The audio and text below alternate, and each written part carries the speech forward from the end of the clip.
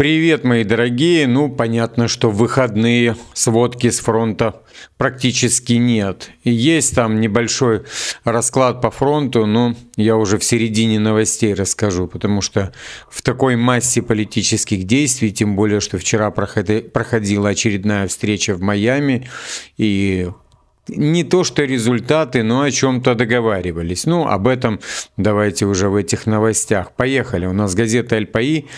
Ну, правильно, она пишется «Эль Паís», а на испанском будет «Эль Паís». Задается вопросом, ЕС должен действовать в условиях, когда США фактически перестал быть союзником Европы.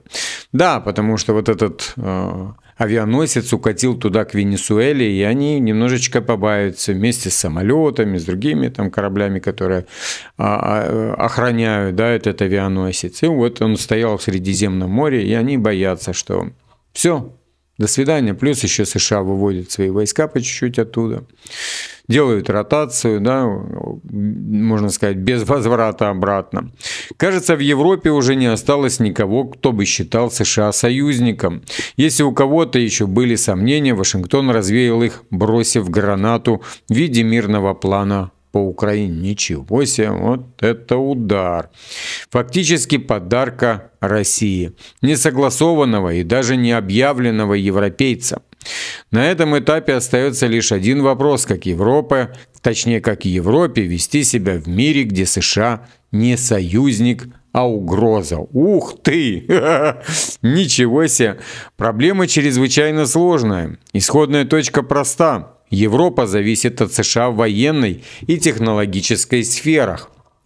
И эта зависимость определяет ее возможности в других областях – торговли и регулировании. На этом фоне европейцам предлагается выбрать стратегию дальнейших отношений с США. Первый вариант – стратегия разумной независимости, постепенное создание автономности без резкого разрыва с Вашингтоном, чтобы выиграть время и сохранить ключевые элементы сотрудничества, прежде всего в сфере безопасности. Ой, как знакомо, да? Все время надо выигрывать время, чтобы как-то так мягко сойти с этого. И опять же по той же безопасности. Мы это видим во всех переговорах.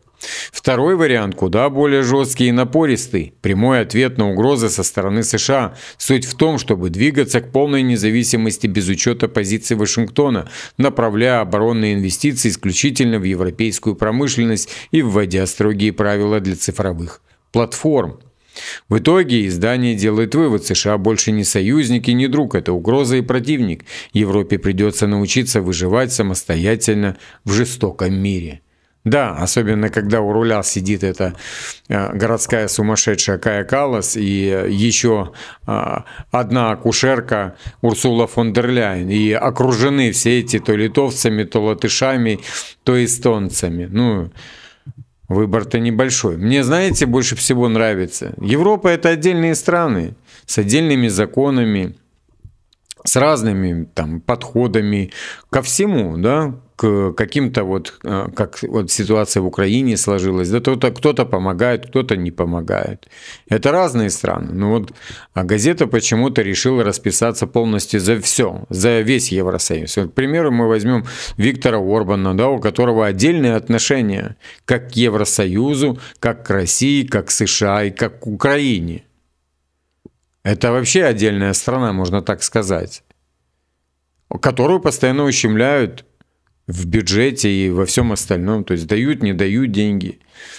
Поэтому нельзя вот так брать и расписываться за весь Евросоюз, потому что его шатает, его жестко шатает. Я вижу, как в Испании, как во Франции, как в Италии. Совсем разные законодательства, и трудовые кодексы, и многие чего.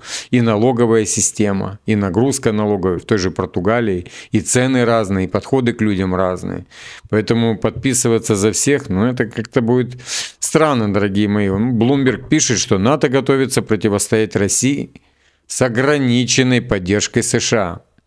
Агентство отмечает, что в случае конфронтации с Россией Альянсу, вероятно, придется полагаться на гораздо меньшую поддержку со стороны США, поскольку Вашингтон выводит свои войска и сосредотачивается на Азии. Крупные учения в Румынии показали, что европейские силы под руководством Франции отрабатывают обороны преимущественно самостоятельно. Это выявило серьезные слабости в области логистики, противовоздушной обороны, разведки и возможности для ударов на большие расстояния, в которых Европа продолжает сильно зависеть от США. Да, потому что они пытались у них заказать с ядерными боеголовками томагавки. Но им дали просто обычные, дорогие мои. Понимаем, да, что происходит? Трамп реально сейчас меняет вообще. Я просто скажу, что у Америки не все хорошо. Из-за того, что вот там 4 года порулил Джо, там не очень все хорошо. Он раздавал все налево и направо. И Байден тоже, точнее не Байден, а Обама тоже самое дело. Раздавал все налево и направо. Фонды, шмонды, куча денег уходила. Там нашли несколько тысяч людей, которым под 200 лет было в этом фонде. Ну, может, они инопланетяне, мы не знаем чего-то. Никто не знает. Ну, опять же, когда там отчисляли деньги, что не было видно год рождения этого человека. Ну, ладно. Поехали, уходим на переговоры. Смотрим на вот эти лица, да. Я могу даже увеличить вам, чтобы вы увидели масштаб. Давайте посмотрим. На кислицу смотрим. Дорогие мои, смотрим на кислицу. Кислится ему и не скислится. На переговорах во Флориде обсуждаются сроки выборов в Украине, возможность обмена территориями с Россией и другие нерешенные вопросы мирного плана, предложенного США, сообщает Wall Street Journal, ссылаясь на высокопоставленного представителя американской администрации. Уныленько выглядят ребята, да? Особенно кислица. Уитков там что-то смотрит на того, кто его сдал, на Умерова, да, который телефонный разговор они там слили, дали команду слить Цукербергу. Такое себе, дорогие мои. Лица не очень. Загнали их. Ну и вот сам кислица говорит, дорогие мои. Встреча очень содержательная. Вы видели, да, как он там сидел. И пока конструктивная. Теплая атмосфера, способствующая потенциально прогрессивному результату. Отличное руководство Марко Рубио, как и в Женеве. Я ценю подход Джареда Кушнера. Ну, видите, о Уиткофе ничего не сказал. И то, как он излагает свое видение. Я хотел сказать кислице, что сила дипломатии не только в отлизывании жопы, а еще в разных вещах всяких. Вот сидел там и вот... Прямо вы видели, да, как он взглядом показывал. Ну, и многие говорят, что не хватает там Мединского на этих переговорах, которые их строят, там, у Мединского эти жесты, где он там... Есть они в интернете, посмотрите. Они именно многообещающие эти, с такими хорошими намеками, дорогие мои. Поехали немножечко на Покровск. Оборона Покровска и Мирнограда стремительно теряют устойчивость. Мирноград уже практически в окружении. Любые попытки отхода украинских подразделений теперь возможны лишь с боем. К такому выводу приходит украинский военный аналитик Константин Машовец, или Машовец, фиксируя дальнейшее продвижение российских войск на Покровском направлении. По его данным, российские силы заняли юго-восточную часть города вплоть до улицы Сретенской, одновременно прорвавшись в северные районы со стороны Новоэкономического. Также российские подразделения вышли к Т-образному перекрестку южнее Родинского и пытаются закрепиться там, что фактически замыкают полукольцо вокруг группировки ВСУ, удерживающей город. Отход, подчеркивает эксперт, теперь возможен лишь через боевые порядки противника южнее Красного Лимана. В Покровске продолжаются атаки в центральных, южных и северных районах, а также бои в промзоне и направлении Гришина. Российские штурмовые группы пытаются продвинуться от Молодецкого и Котлина к Сергеевке или Котлино и трассе на Павлоград. Значительных успехов нет, но отдельные группы уже подходят к удачному и Сергеевке. Украинские силы удерживают Ровное, Светлое и часть улиц Свободы на северо-западе города, однако именно на этот участок давление постоянно усиливается. Родинская, Гришина и плацдарм за Торцом. На этом направлении фиксируется продвижение российских групп сразу по нескольким векторам. Западнее дороги на Гришино, на юго-восточной окраине самого Гришина, южнее Родинского, где украинские силы пока не смогли остановить противника. Это увеличивает глубину охвата узла обороны и ухудшает положение гарнизона Мирнограда. Отдельную угрозу представляет российский плацдарм западнее реки Казенный Торец, который ВСУ так и не удалось ликвидировать. Он позволяет России удерживать фланг, продвигаясь в сторону Новогригорьевки, Райского и Новониколаевки. По словам Машовца, несмотря на собственные потери, российские силы продолжают усиливать штурмовые группы и сохраняют численные преимущества пехоты. Продвижение сразу же на нескольких участках, удержание плацдарма за Торцом и двойное вклинивание в городской периметр делают дальнейшую оборону крайне проблематичной.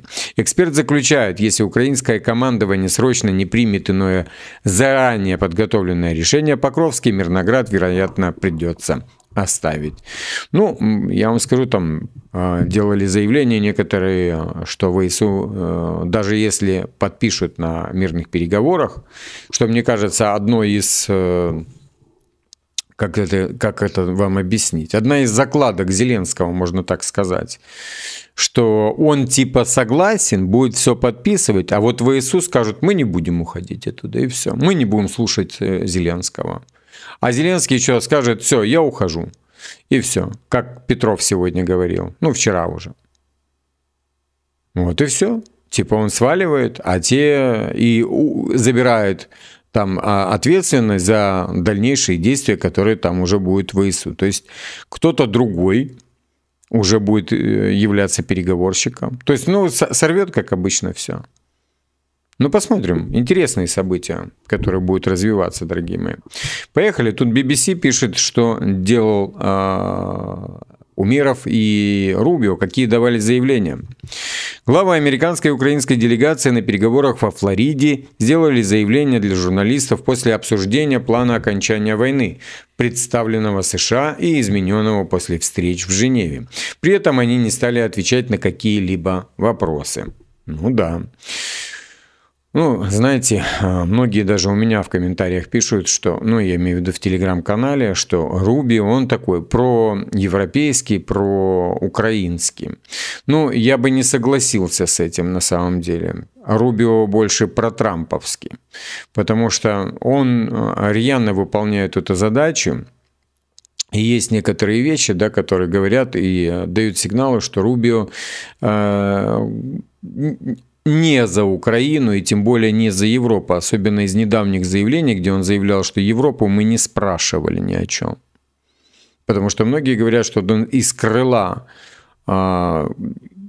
консервативной партии, то есть имеется в виду республиканцев, где как раз вот сосредоточена, да, там вот та ячейка, которая больше действует на глобалистов и демократов. Его бы Трамп не выбирал. Всегда его пытается кто-то очернить, понимаете? Вот есть, я вам скажу, вот я читаю комментарии, которые мне пишут, есть озлобленные россияне, которые вот там оскорбляют украинцев, нормальных, ненормальных, и я понимаю, что это боты. То есть это украинский какой-нибудь офис, который сидит и вот специально строчит эти комментарии, чтобы мы понимали, насколько агрессивно к нам относятся россияне. Хотя у меня в Телеграме сидят россияне и наоборот готовы набить морду, кто будет там кого-то вот именно оскорблять, да, там по национальной принадлежности. Или сразу же его там блочат и банят, чтобы такого не было. Потому что, да, действительно заходят боты. Так вот это и касается непосредственно Рубио. На Уиткофа они там сливают дерьмо, вы знаете, и сливают еще и кучу всяких там телефонных разговоров и всякие еще вещи, да. И также на Рубио, что его начинают относить туда глобалистом, да, вот в республиканской партии. Нет, Трамп бы его не поставил. Поехали дальше. У нас была еще одна продуктивная сессия, на которой мы исходили из того, что достигли в Женеве.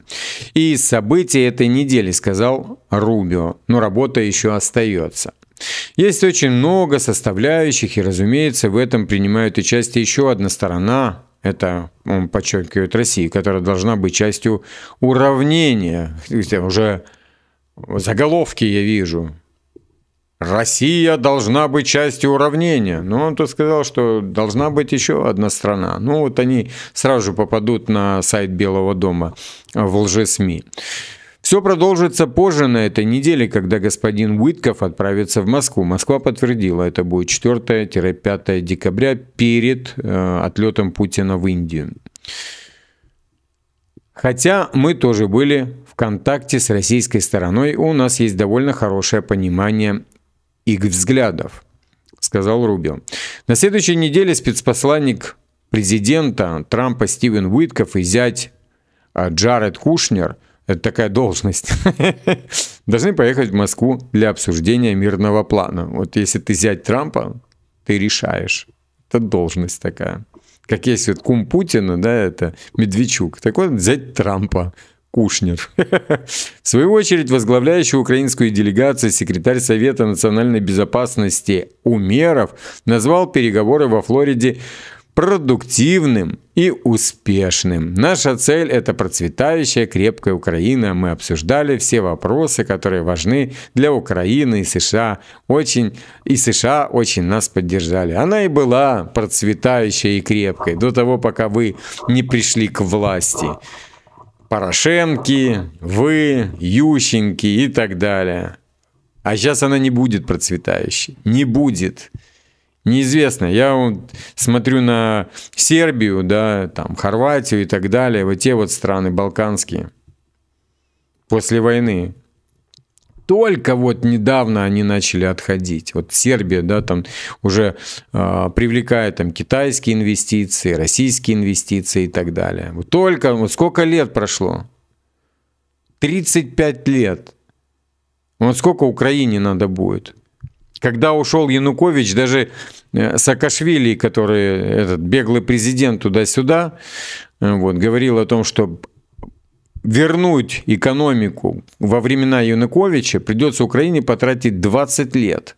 Тут я не знаю, сколько лет надо будет потратить, если Украина будет в независимости и вести свою агрессивную политику дальше. Вот против своих соседей. В Европе-то они на ВПК сейчас заработают, а потом давай, до свидания, иди. Иди танцуй где хочешь. Ну, понятно, что Зеленский там что-то придумал. Через военных, вот они будут именно штормить. Будут говорить, что мы отдельное образование, не подчиняемся никому и так далее. Ну хорошо, я думаю, Трамп скажет, тогда я вам все отключу. Ну они там пробуют, испытывают всякие другие вещи. Но я думаю, российская армия, как раз как ее назвали, хочет участвовать в уравнении, вот она это уравнение и решит. По сведениям агентства АФП, переговоры во Флориде были непростыми. Да, судя по лицу кислицы,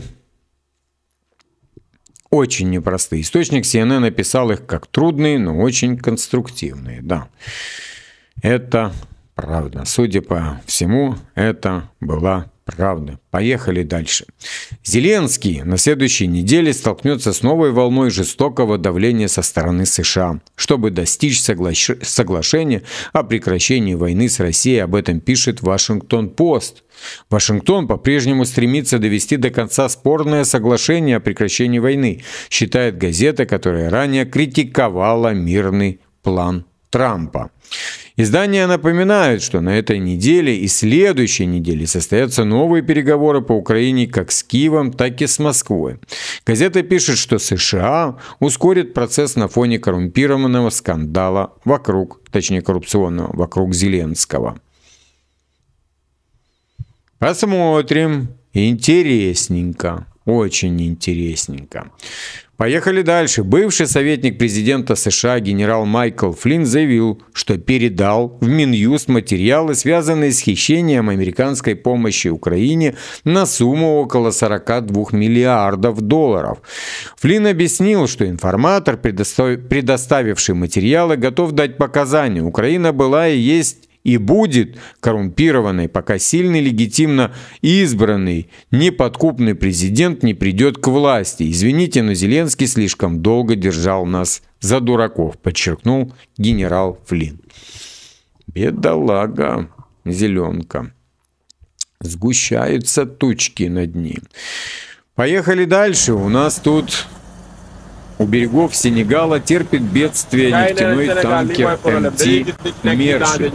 Это один из танкеров, который участвовал, ну, как говорят, да, под флагом Панамы, но принадлежит турецкой компании. Местные СМИ предполагают, что он был атакован украинскими морскими дронами в 3 милях от Сенегальского берега.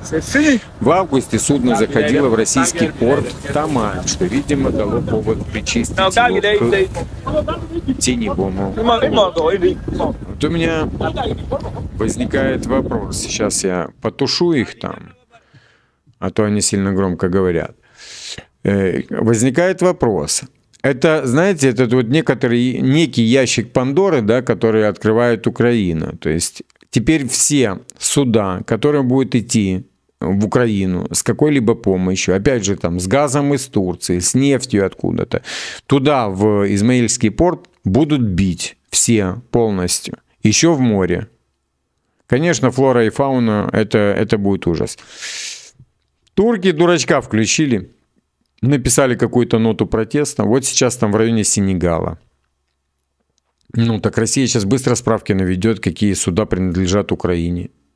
И какие везут, какие грузы.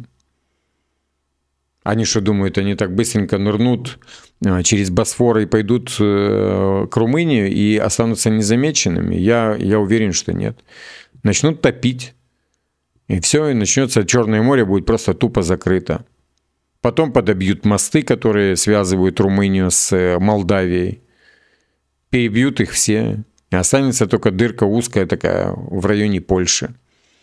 Потому что Словакия не хочет с ними сотрудничать. Ну, в принципе, если помассировать анус Фицу, то он нормально там уже сотрудничает. Но Венгрия нет. Ну, да, там будет узкий такой, за которым легче будет следить. Потому что за Молдовой ты следить не можешь. Надо перебить полностью все для того, чтобы... Ну, я имею в виду все мосты, которые идут. Для того, чтобы можно было контролировать трафик в узком горлышке. Посмотрим. Посмотрим. Так, сегодня Петров, это род Зеленского, да, который вечно там его отстаивал в офисе президента, Ермака, там, Татарова, всех полностью, всю коррумпированную верхушку. Рассказывал. Вот мне нравится его подход. Вот послушайте. Мой прогноз ничем не обоснован. А как это так? Без какого-либо анализа. Непонятно. Он такой: до 15 декабря подпишем прекращение огня. До 15 декабря будет потихоньку вакханалия, огромное количество новостей, какие-то движи, политические истерики и все остальное. На Новый год Зеленский выйдет с обращением к народу и скажет: в прошлый Новый год я сказал, что иду в президенты. Имеется в виду, эта редакция добавляется, в ночь на 1 января 2019 года. А в этот Новый год я вам говорю, что ухожу в отставку. Мы подписали прекращение огня. Дальше переговоры вместо меня будут вести спикер парламента. И он уйдет, Зеленский имеется в виду, и не будет участвовать в выборах сам. И он не будет создавать новый политический проект. Ух ты, интересно посмотреть будет. Ну, понятно, что Стефанчук, это вся, вместе со всей этой бригадой партии зеленых, это соросиные гниды. О, Порошенко, шоколадную корону уже метит. Ой, это мразь, от которой Украина избавилась и поставила еще хуже мразь. Боже, бедная Украина. Да, мир будет хуже, чем не мир. Но он все-таки будет мир. Перестанут погибать люди на фронте. Начнут погибать люди вот так вот в городах. Еще может и гражданское начаться. О, Господи. О, кошмар. Ну и вот, пришли мы к заявлению. Комбриг ВСУ заявил на брифинге, с Драпатым и офицерами штабов НАТО в Европе, что не будет выполнять приказ о выходе с позиций на Донбассе. О, звоночек такой. Любое отступление по команде повлечет за собой непростое падение МПС у остатков ВСУ. Но и проходит окопные восстания, точнее, и породит окопные восстания и беспредел на ПВД. По сути, ВСУ стоят на пороге неуправляемого хаоса. Мне кажется, этот хаос как раз управляемый. Это они понимают, что Трамп сбивает верхушку, но низушку можно дальше раскачивать. Посмотрим, дорогие мои. Непонятно, вообще непонятно ничего. Ничего не укладывается ни в какую логику, а значит, дорогие мои, что-то происходит, о чем даже Трамп не знает. Ну, посмотрим, в любом случае посмотрим. Главное, чтобы не было много крови. Окей, мои дорогие, подписываемся, кто не подписан. И я вас всех обнял.